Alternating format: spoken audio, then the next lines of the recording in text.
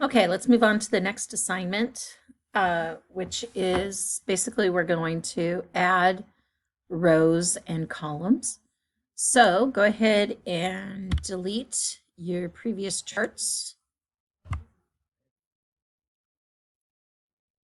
and come up to the top and just duplicate. And it says copy of ABC.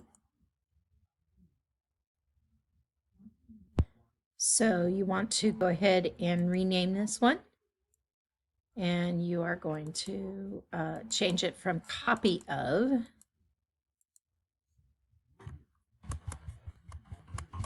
to space. ABC 2. Real creative with the titles. Okay, now you are ready to duplicate this chart. I just want to show you one more thing. We did this once before, but I want to make sure to clarify.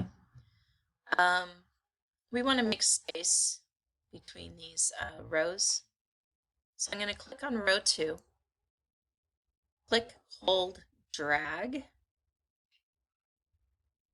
and then come up to the top, get the arrows, and drag it down just a little bit so it looks a little bit nicer.